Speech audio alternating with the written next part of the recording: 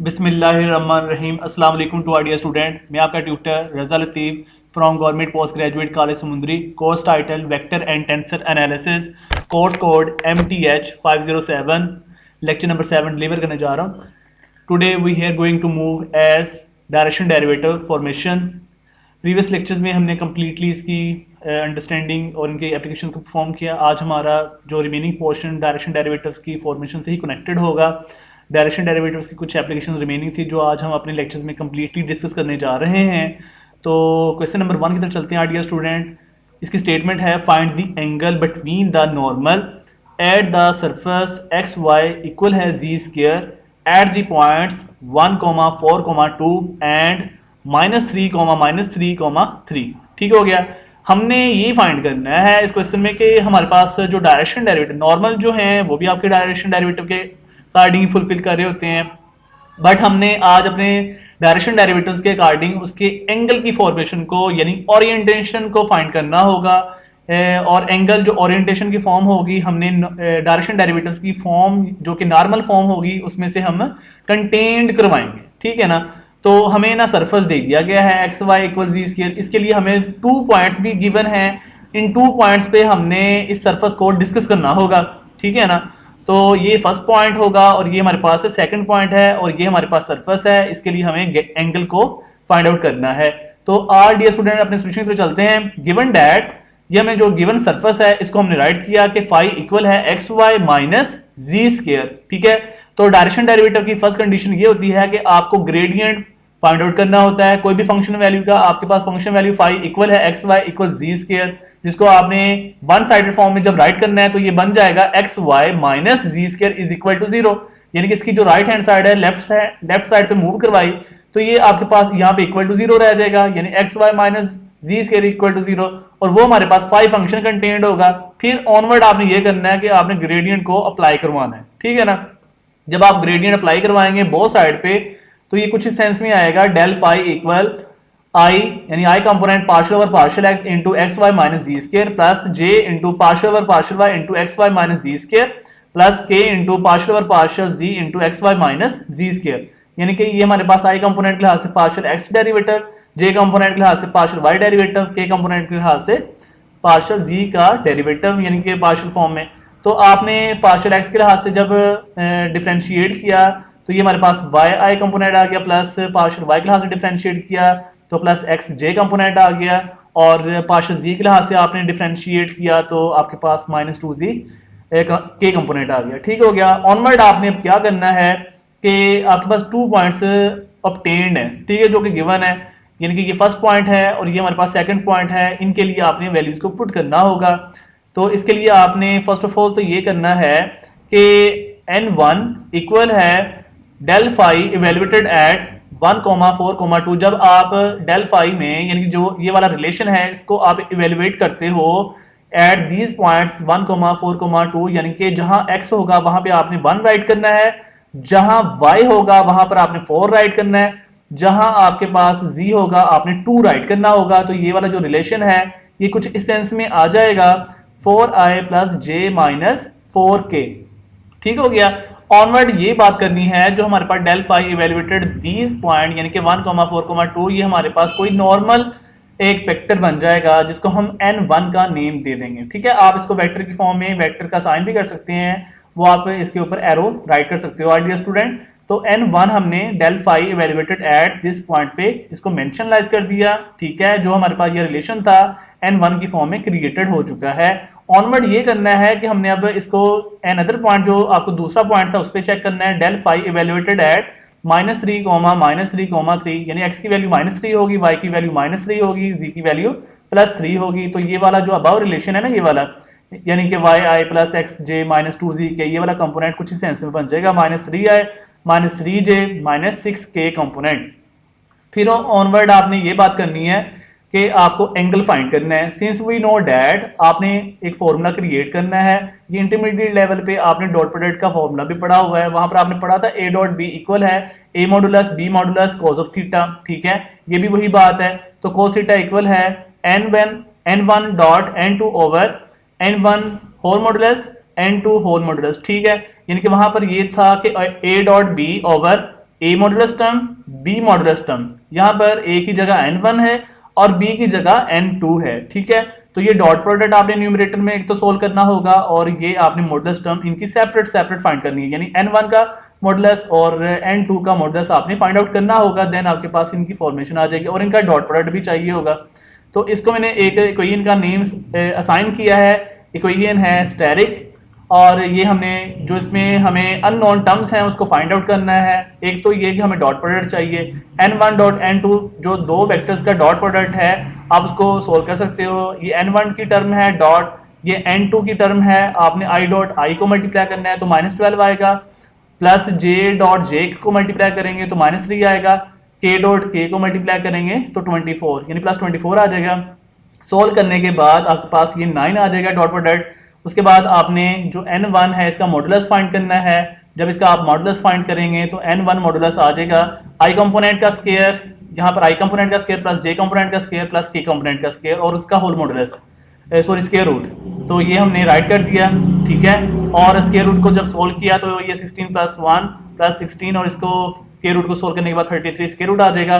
Similarly n2 का modulus आपने find करना है, ठीक है। ये आएगा -3 का स्क्वायर प्लस -3 का स्क्वायर प्लस -6 का स्क्वायर, यानी i कंपोनेंट का स्क्वायर प्लस j कंपोनेंट का स्क्वायर प्लस k कंपोनेंट का स्क्वायर और होल स्क्वायर रूट। ये हमने होल स्क्वायर रूट को राइट किया हुआ है। इसको सोल्व किया तो ये 9 + 9 + 36, इसका होल स्क्वायर रूट आंसर आ जाएगा 54 स्क्वायर रूट। फिर आपने इन टर्म्स को इक्वेशन नंबर स्टेरिक में पुट करना है, तो cos theta will be equal to 9/33 square root. ये हमारे पास n1 डॉट n2 की वैल्यू है 9 और ये हमारे पास n1 मॉडुलस की वैल्यू है 33 स्क्वायर रूट, ये हमारे पास n2 की वैल्यू है 54 स्क्वायर रूट। फिर आपने इसको कैलकुलेट किया तो ये cos थीटा इक्वल हो जाएगा 0.2132। ये आपने कैलकुलेटर से सोल्व करना है, देन आपके पास ये वैल्यू आ जाएगी। फिर cos को दूसरी साइड पे मूव करवाया तो cos दूसरी साइड पे जाकर इनवर्स हो जाएगा, तो cos इनवर्स आपने ये फाइंड करना है 0.2132। तो आपके पास थीटा की value in the sense of angle form में, डिग्री फॉर्म में आ जाएगी। Theta will be equal 77.69 degree, ठीक है। Hence which is the required angle of two dot product vectors as a normal vector form, ठीक है। ये हमारे पास उसका एंगल क्रिएटेड हो चुका है डायरेक्शन डेरिवेटिव की फॉर्म में। तो नेक्स्ट क्वेश्चन की तरफ चलते हैं dear student. Question number 2, find the angle between the surface x² + y² + z² will be equal to 9, ठीक है। ये हमारे पास एक फर्स्ट सरफेस दिया हुआ है, सेकंड हमें सरफेस भी दिया है इसके साथ ही, एंड z इक्वल है x² + y² - 3 at the point. ये हमें एक पॉइंट दे दिया हुआ है। प्रीवियस क्वेश्चन में हमें एक सरफेस दिया था और 2 पॉइंट्स दिए हुए थे। अब इस क्वेश्चन में आपको 2 सरफेस दे दिए हुए हैं और एक पॉइंट दिया हुआ है, ठीक है ना। तो बात वही है जैसे हमने प्रीवियस क्वेश्चन किया है, एंगल ही फाइंड करना है, ठीक है। और नॉर्मल वेक्टर की फॉर्मेशन है, आप नॉर्मल वेक्टर की फॉर्म में चले जाएं या ओनली ऑन सरफेसेस की फॉर्म में अब डील कर लें, दोनों एक ही बात है। अगर नॉर्मल के तो आप नॉर्मल के लिहाज से n1 n2 फाइंड कर लें। अगर आपको जनरलाइजेशन में सरफेस की बात कर रहे हैं, 2 सरफेसेस दे दिए हैं, आप उसको a टर्म और b टर्म के लिहाज से कह देंगे। मैंने इस लिहाज से सोल्व करके आपको अंडरस्टैंड करवाना होगा।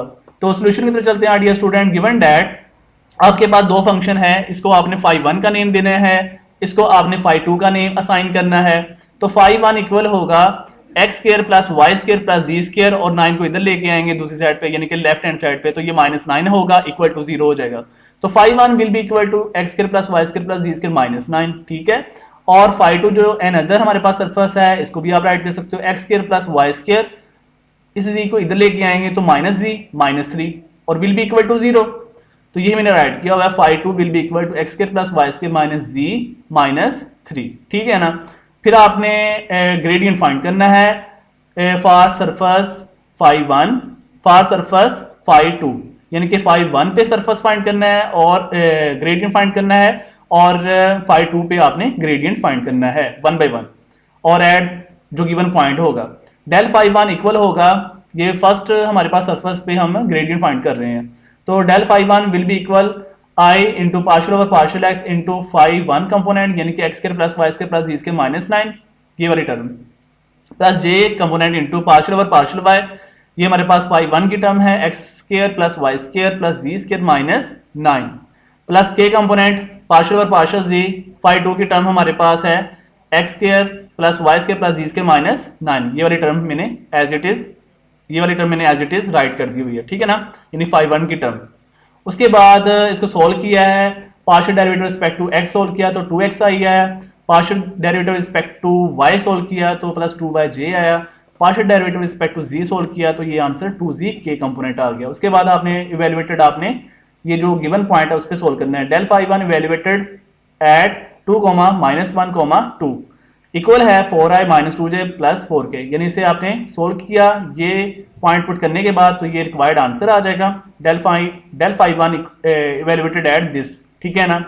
और डेल फाई 2 भी ऐसे ही सिमिलरली सोल्व करना है। Del phi 2 will be equal i component partial over partial x into ये फाई 2 की टर्म है, यानी कि surface x square plus y square minus z minus 3 plus j component partial over partial y into x square plus y square plus minus z minus 3, ये हमारे पास phi 2 plus k into partial over partial z, ये हमारे पास phi 2 की term है x square plus y square minus z minus 3।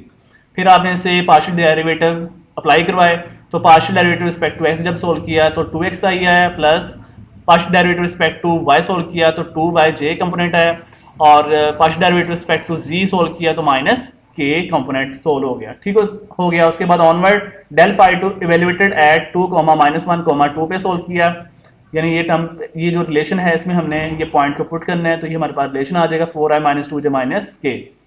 फिर हमने वो बात करनी है जिसमें हमने एंगल की फॉर्मेशन को फाइंड आउट करना होता है। इसके लिए हमारे पास जो del phi 1 evaluated at this point है, यानी ये हमने जो फाइंड किया हुआ है डेल फाई 1 का, ये जो आंसर है 4i - 2j प्लस 4k, इसको हम एक नेम असाइन करेंगे ए वेक्टर, ठीक है, ये मैंने लिखा हुआ है। Let a vector will be equal del phi 1 evaluated at 2, -1, 2 equal है दिस, ठीक है, 4i - 2j plus 4k। Similarly जो डेल फाई 2 इवेल्युएटेड एट 2, -1, 2 है, जो ये इसका आंसर आया 4i - 2j - k, ये हम इसको वेक्टर कह देंगे बी वेक्टर, ठीक है, ये मैंने राइट किया हुआ है। तो b vector will be equal del phi 2 evaluated at this point will be equal to 4i - 2j - k। ये हमारे पास एक ए वेक्टर क्रिएटेड हो गया और एक बी वेक्टर क्रिएटेड हो गया। अब हमने एंगल फाइंड करने के लिए रिजल्ट यूज करना है, since we know that cos theta will be equal to a vector dot b vector whole over a vector modulus b vector modulus, ठीक है। इसको हमने एक इक्वेशन का नेम असाइन कर दिया, इक्वेशन स्टेरिक। उसके बाद हमें जो अननोन टर्म्स हैं, डॉट प्रोडक्ट है, मॉडुलस टर्म है, इनको फाइंड आउट करना है। A vector dot b vector will be equal है, ये हमारे पास ए वेक्टर है डॉट, ये हमारे पास बी वेक्टर है, डॉट प्रोडक्ट सोल्व किया तो आई डॉट आई, ये हमारे पास 16 हो जाएगा, प्लस जे डॉट जे हमारे पास 4 हो जाएगा, के डॉट के ये हमारे पास -4 हो जाएगा, will be equal -4 plus 4 cancel, plus 16 आ गया। उसके बाद हमें मॉडुलस टर्म फाइंड करनी है। ए वेक्टर मॉडुलस हमारे पास हो जाएगा आई कंपोनेंट का स्क्वायर, ये हमारे पास ए वेक्टर देखें क्या है, ए वेक्टर हमारे पास ये है, तो आई कंपोनेंट का स्क्वायर प्लस जे कंपोनेंट का स्क्वायर प्लस के कंपोनेंट का स्क्वायर और होल स्क्वायर रूट हो जाएगा, ये हमारे पास बन जाएगा, ठीक है ना। उसके बाद से आपने कैलकुलेट किया, इसका आंसर आ जाएगा 6, और बी वेक्टर मॉडुलस आपने सोल्व करना है सिमिलरली जैसे आपने ए वेक्टर सोल्व किया, इसका आंसर आ जाएगा 21 स्क्वायर रूट। उसके बाद आपने इन 3 टर्म्स को, यानी ए डॉट बी और ए वेक्टर मॉडुलस और बी वेक्टर मॉडुलस, इनको आप पुट कर देना है कोई ये नंबर स्टेरिक में, तो आपके पास cos theta will be equal a dot b की वैल्यू हमारे पास 16 है, और ए वेक्टर मॉडुलस की वैल्यू हमारे पास 6 है, और बी वेक्टर मॉडुलस की वैल्यू हमारे पास 21 स्क्वायर रूट है। आपने इसे कैलकुलेटर से सोल्व करना है, जो मैं ये सर्कल आउट कर रहा हूँ, तो इसका आंसर आ जाएगा 0.5819, ठीक है, ये आंसर क्रिएट हो जाएगा। उसके बाद cos थीटा ये रिक्वायर्ड हो गया, cos हमें थीटा एंगल ओरिएंटेशन फाइंड करना है, तो cos दूसरी साइड पे जाकर इन्वर्स हो जाएगा, तो theta will be equal cos inverse 0.5819। Calculator से आपने ये सोल्व करना है, तो डिग्री में आपका आंसर आ जाएगा theta will be equal 54.42 degree, hence which is the required angle of a normal vector formation with respect to direction derivative formation, ठीक हो गया। तो नेक्स्ट ऑनवर्ड क्वेश्चन हमारा है question number 3, find the constants a and b so that the surfaces ax square minus byz equal है a plus 2 into x will be orthogonal to the surface 4x square y plus z cube equal है 4 at the point 1, -1, 2। ये हमारे पास point है और ये हमारे पास 2 surfaces हैं, एक सरफेस ये वाला है, ठीक है, और एक सरफेस हमारे पास ये वाला है। 2 सरफेसेस दिए हुए हैं और एक हमें पॉइंट दिया हुआ है। हमने ये बात शो करनी है कि ये दोनों सरफेसेस एक दूसरे के हैं ऑर्थोगोनल, ठीक है। ऑर्थोगोनल मीन कि जो इनका ग्रेडियंट होगा, इन दो सरफेसेस का ग्रेडियंट जो होगा इवेल्युएटेड दिस पॉइंट, उनका dot product will be equal to 0। Then we say that two vectors as a gradient formation with respect to evaluated point as a orthogonal to each other, ठीक है। और वहां से हमने a constant और b constant को find करना होगा। ये हमारी स्टेटमेंट है, इसको हम फॉलो करते हुए अपने रिजल्ट को मेंटेन करेंगे। सॉल्यूशन की तरफ चलते हैं dear student. Given that phi one equal है ax square minus b y z minus into a plus two into x. ये कैसे राइट किया है कि a x square minus b y z, ये जो टर्म है a plus two into x दूसरी साइड पर मूव करवाया तो ये माइनस हो जाएगा, minus into a plus two into x ये क्रिएटेड हो जाएगा, ठीक है ना। और विल बी इक्वल टू 0 यहाँ पर, और ये हमारे पास रिलेशन बन गया। उसके बाद ऑनवर्ड ये करना है, जो अनदर हमारे पास सरफेस है फाई टू, ये होगा 4x square y plus z cube, ये 4 को इधर लेके आएंगे माइनस 4 हो गया, विल बी इक्वल टू 0। तो ये phi two equal 4x square y plus z cube minus 4 ये राइट कर दिया। ये हमारे पास फर्स्ट सरफेस है, यानी कि ये फर्स्ट सरफेस, और ये हमारे पास सेकंड सरफेस। ऑनवर्ड ये बात करनी है, हमें ग्रेडियंट फाइंड करना होता है जब सरफेसेस हमें रिक्वायर्ड हो जाते हैं। तो डेल फाई वन हमारे पास फर्स्ट सरफेस का ग्रेडियंट फाइंड कर रहे हैं। डेल फाई वन इक्वल होगा i component partial by partial x into ये हमारे पास फाई वन की वैल्यू है plus j component partial by partial y, ये हमारे पास फाई वन की वैल्यू है plus k component partial by partial z, और ये हमारे पास फाई वन की वैल्यू है, यानी ये वाला ये फाई वन, ठीक है ना। उसके बाद हमने partial derivative respect to x इसे सोल्व किया, तो ये आएगा i component 2ax minus into a plus two plus j component partial derivative respect to आपने इसे सोल्व किया y के लिहाज से, ठीक है, जे कंपोनेंट की टर्म्स को। तो partial derivative with respect to y solve करने के बाद ये आ जाएगा माइनस bg। उसके बाद के कंपोनेंट के लिए हमारे partial derivative respect to z solve किया, तो इसे सोल्व करने के बाद आपके पास माइनस by बन जाएगा। ऑनवर्ड हमने ये जो रिलेशन बन गया है डेल फाई वन, ये जो रिलेशन कंप्लीट बन गया हुआ है, इसमें आपने इवेलुएट करना है ये जो आपको गिवन पॉइंट है 1, -1, 2। Del phi one evaluated at this point, तो ये जो आपका अबव रिलेशन है इसमें x की जगह 1 पुट किया, y की जगह आपने -1 पुट किया और z की जगह आपने +2 पुट किया, तो ये रिलेशन आपके पास क्रिएटेड हो जाएगा, ठीक है। ये आपने सोल्व किया, सोल्व करने के बाद आपके पास del phi one evaluated at 1, -1, 2, ये आंसर बन जाएगा a-2 into i component minus 2b into j component plus b k component. उसके बाद आपने फाई टू को ग्रेडियंट के लिए सोल्व करना है। फाई टू के लिए जब आपने ग्रेडियंट अप्लाई किया बोथ साइड पे, तो डेल फाई टू इक्वल होगा i into partial by partial x into ये हमारे पास फाई टू का रिलेशन है plus j into partial by partial y into ये हमारे पास फाई टू का रिलेशन है ब्रैकेट में जो स्क्वायर ब्रैकेट में राइट किया हुआ है plus k component partial by partial z into ये हमारे पास फाई टू का रिलेशन है सरफेस के अकॉर्डिंग। तो del phi two will be equal i component partial derivative respect to x से सोल्व किया तो 8xy आ गया plus j component into partial derivative respect to से y सोल्व किया तो 4x स्क्वायर आ गया plus k component into partial derivative respect to इसे आपने z के अकॉर्डिंग सोल्व किया तो ये 3z स्क्वायर बन गया, ठीक है। फिर आपने इस कंप्लीट रिलेशन में इवेलुएट करना है 1, -1, 2 पे, तो ये आपका कंप्लीट रिजल्ट बन जाएगा -8i plus 4j plus 12k। फिर हमने ऑर्थोगोनल की बात करनी है। हमने इवेल्युएटेड कर दिया जो हमें ग्रेडियंट फाइंड करने थे एट द गिवन पॉइंट, जो हम डिस्कस करना चाह रहे थे कि इवेल्युएट हो जाए। तो ग्रेडियंट अगर फाइंड हो जाता है तो दो वेक्टर्स जो हैं ग्रेडियंट की फॉर्मेशन में ऑर्थोगोनल तब होते हैं जब उनका डॉट प्रोडक्ट इक्वल टू 0 होता है। वही मैंने यहाँ पे मैथमेटिकल फॉर्म में और डिस्क्रिप्टिव फॉर्म में राइट किया हुआ है।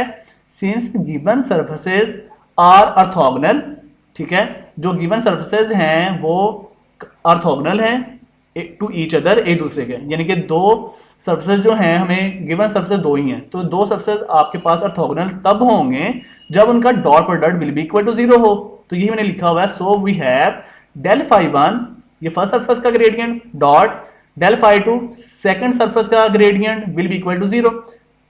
जब हमारे पास कोई भी दो कंपोनेंट की फॉर्मेशन जो ग्रेडियंट की फॉर्म में ऑर्थोगोनल हैं तो इट्स मीन को वो ये बात को सेटिस्फाइड कर रहा होगा। इन del phi one dot del phi two will be equal to 0 होगा। तो डेल फाई वन का रिलेशन हमारे पास ये है, ठीक है, a-2 into i -2b into j plus b k component, ठीक है, डॉट और डेल फाई टू का रिलेशन हमारे पास ये है -8i plus 4j plus 12k, ठीक है, विल बी इक्वल टू 0। फिर आपने आई डॉट आई सोल्व किया तो ये आया -8 into a minus 2 plus j dot J solve किया तो ये आया -2b into 4 plus k dot k solve किया, ये k डॉट k 1 होता है तो ये आपके पास रिलेशन बन जाएगा b into 12 will be equal to 0। फिर आपने इसे कैलकुलेट किया, कैलकुलेट करने के बाद आपके पास ये बन जाएगा 2a minus b will be equal to 4। इसे आपने क्वेश्चन नंबर 1 का नेम असाइन कर दिया, ठीक हो गया। ऑनवर्ड हमने अब क्या बात करनी है, इस रिलेशन से जो आपके पास ये ऑर्थोगोनल वेक्टर्स की फॉर्मेशन से हमने एक इक्वेशन को ड्राइव कर लिया है। यहां से हमने a एंड b को कैलकुलेट करना होगा। For surface given constant value b will be equal to 1। ये b इक्वल टू 1 आपने किस अंदाज में लेनी है कि जब भी दो वेक्टर्स ऑर्थोगोनल होंगे तो उनमें कांस्टेंट टर्म जो लोअर फॉर्म में b टर्म है, यानी कि 2a और b में मैक्सिमम 2a है और b हमारे पास लोअर है, तो जो लोअर टर्म वेक्टर होगी कांस्टेंट टर्म वो ऑलवेज इक्वल टू 1 होगी, ठीक है।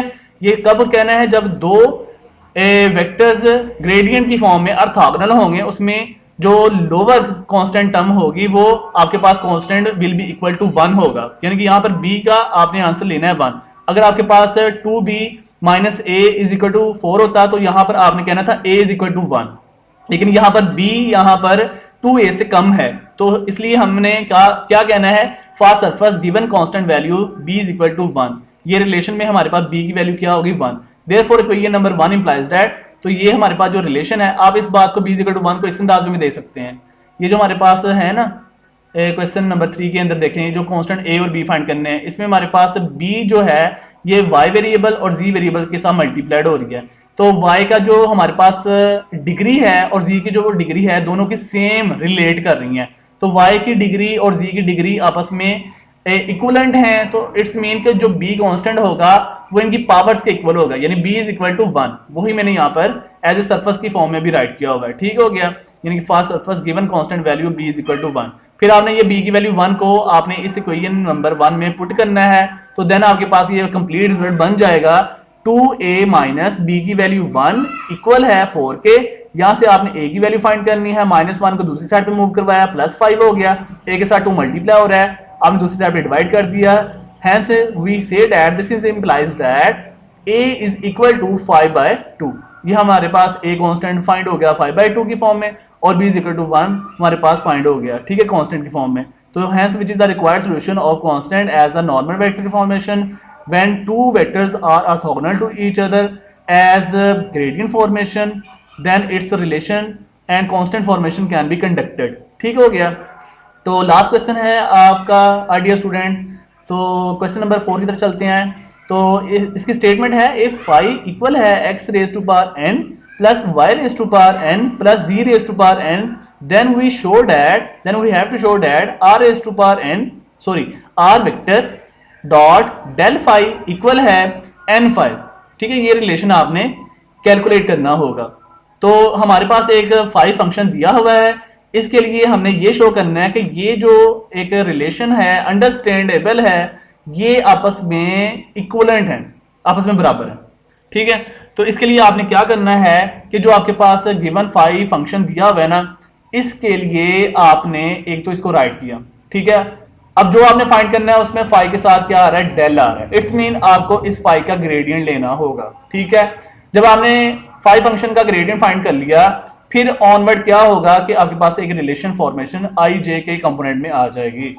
फिर आपने क्या करना है, उस ग्रेडियंट का आर वेक्टर के साथ डॉट ले लेना है। जब आप आर वेक्टर का डॉट ले लेंगे डेल फाई के साथ, यानी ग्रेडियंट ऑफ फाई फंक्शन के साथ, तो वो आपके पास एक कंप्लीट रिजल्ट एन फाई को शो अप कर देगा। ये हमें इस बात की गुफ्तगू को इस अंदाज में कहना चाह रहा है, ठीक है ना। तो सोल्यूशन की तरफ चलते हैं आइडिया स्टूडेंट्स। सोल्यूशन है गिवन दैट हमें ये फाई फंक्शन दिया हुआ है, फाई इक्वल है x raise to power n plus y raise to power n plus z raise to power, ये हम इस तरीके से राइट कर दिया। फिर इसके लिए हमें फाई के साथ डेल चाहिए, it's mean taking gradient on both side. तो हमने इस फाई फंक्शन का ग्रेडियंट ले लिया। ग्रेडियंट लेने के बाद ये हमारे पास इस तरीके का अंदाज रिलेशन कंप्लीट ऑब्टेन्ड हो जाएगा। तो डेल फाई इक्वल होगा i into partial over partial x into x raise to power n plus y raise to power n plus z raise to power n। ये हमारे पास फाई फंक्शन है plus j component into partial over partial y x raise to power n plus y raise to power n plus z raise to power n, ये हमारे पास five function है, plus k component into partial of partial z into x raise to power n plus y raise to power n plus z raise to power n, ये हमारे पास 5 function है। ठीक है ना, हमने partial derivative respect to x जो है del operator को ओपन करके हमने 5 फंक्शन के साथ 1 by 1 partial derivative respect to x भी राइट कर दिया, partial derivative respect to y भी राइट कर दिया, partial derivative respect to z भी राइट कर दिया in the sense of i component plus j component plus k component. Onward ये करना है, हमने partial derivative respect to x को यहाँ से सोल्व किया तो ये आ जाएगा n x raise to power n minus one into i component plus partial derivative respect to आपने y के अकॉर्डिंग इसे सोल्व किया तो ये आ जाएगा n y raise to power n minus one into j component plus आपने इस रिलेशन को partial derivative respect to z solve किया तो ये यहां से आ जाएगा n z raise to power n minus one into k component. ठीक है ना, ऑनवर्ड हमें ये करना है कि डेल फाई का हमें डॉट प्रोडक्ट r के साथ लेना है, जो हमें रिलेशन फाइंड करना है, यानी r vector dot del phi. तो इसके लिए आपने क्या करना है, taking r vector dot on both side so we have, तो r वेक्टर का डॉट आपने इस रिलेशन के साथ बोथ साइड पे ऑब्टेन करवा दिया तो ये आ जाएगा r vector dot del phi equal है, r वेक्टर एक्चुअली आपके पास जनरलाइजेशन फॉर्म होती है xi plus y j plus z k, हमने r वेक्टर को ये ओपन कर दिया इस फॉर्म में। तो ये मैंने बहुत सी एप्लीकेशन आपको करवाई हुई है, इस अंदाज में आपको राइट करने के बहुत से क्वेश्चन करवाए हुए हैं, आपने उसी अंदाज में इसको फिर राइट किया हुआ है, r वेक्टर हमारे पास ये फॉर्म होती है। ठीक है, फिर ये dot product as it is del phi की जो कंप्लीट रिलेशन ये आपने फाइंड किया हुआ है, इसको हमने ये ब्रैकेट में राइट कर दिया हुआ है। ठीक है, आप देख सकते हो ये वाला डेल फाई का कंप्लीट रिजल्ट आपने यहाँ पर राइट कर दिया। अब आपने क्या करना है, ये r vector dot del phi vector इनका आपस में डॉट प्रोडक्ट सोल्व करना है। तो आई डॉट आई 1 होता है तो ये आपके पास मल्टीपल फॉर्म में क्रिएट हो जाएगी, n x raise to power, ये हमारे पास किस अंदाज में लिखा है, n minus one plus one, ये एक्स की पावर 1 है, यहाँ पर एक्स की पावर एन माइनस वन है। जब आप एक्स को क्लोज करेंगे तो इनकी पावर्स एडेड हो जाएंगे, तो n x raise to power n minus one plus j dot j हमारे पास 1 होता है, इनकी बाकी टर्म्स मल्टीप्लाइड हो जाएंगी तो ये आ जाएगा n y raise to power n minus one plus one. ठीक है, यहाँ पर y की वैल्यू 1 है यानी पावर में, यहाँ पर y की पावर में n माइनस वन है, तो इनकी पावर्स को ऐड किया तो ये हमारे पास रिलेशन बन गया, प्लस k डॉट के ये 1 है, बाकी टर्म्स इनकी मल्टीप्लाइड हो जाएंगी तो ये आ जाएगा n z raise to power n minus one plus one. जिस तरीके से हमने एक्स की पावर को सोल्व किया, y की पावर को सोल्व किया, सिमिलरली आपने z की पावर को भी सोल्व कर लिया, यानी z की पावर यहाँ पे 1 थी और यहाँ पे z की पावर n माइनस वन, इनको आपस में क्लोज्ड कर दिया है। देन आपके पास ये कुछ कैंसिलेशन हो रही है, minus one plus one cancel out. ठीक है, ऑनवर्ड ये बात आ जाएगी n x raise to power n plus n y raise to power n plus n z raise to power n, यहाँ से कुछ कॉमन भी आ रहा है, सभी में n जो है कांस्टेंट टर्म के अकॉर्डिंग कॉमन आ रहा है, तो आपने इसको जब कॉमन लिया तो स्क्वायर ब्रैकेट में राइट हुआ x raise to power n plus y raise to power n plus z raise to power n, ये हमारे पास जो ब्रैकेट में है ये अनकॉमन पार्ट है, तो कॉमन जो था वो हमने n बाहर आउटसाइड राइट किया हुआ है और इनसाइड हमने अनकॉमन पार्ट को राइट किया हुआ है। अब जो इनसाइड ब्रैकेट में स्क्वायर ब्रैकेट में राइट किया हुआ है ये एक्चुअली आपके पास 5 फंक्शन था जो हमारे पास गिवन फंक्शन था, यानी 5 will be equal to x raise to power n plus y raise to power n plus z raise to power n. ठीक है ना, ये आप राइट देख भी सकते हो सभी स्टूडेंट, ये देखें 5 इक्वल है दिस, यही मैंने इन दी एंड राइट भी किया हुआ है कि एक्स की पावर जो n है plus y raise to power n है plus z raise to power n है will be equal to this, यानी कि 5। तो यही तो हमने प्रूव करना था कि r vector dot del phi equal है n फाई। ठीक है, hence it is proved our required result. ठीक है, तो होपफुली डियर स्टूडेंट आज के लेक्चर को कम्प्लीटली सभी स्टूडेंट ने अंडरस्टैंड कर लिया होगा। अगर फिर भी किसी स्टेप में किसी स्टूडेंट को कोई प्रॉब्लम आई हुई हो तो क्वेश्चन कर सकते हैं और अपने कॉन्सेप्ट्स क्लियर कर सकते हैं। और ख्याल रखिएगा डियर स्टूडेंट्स, दुआओं में याद रखना। अल्लाह हाफिज़ एंड स्टे ब्लेस्ड।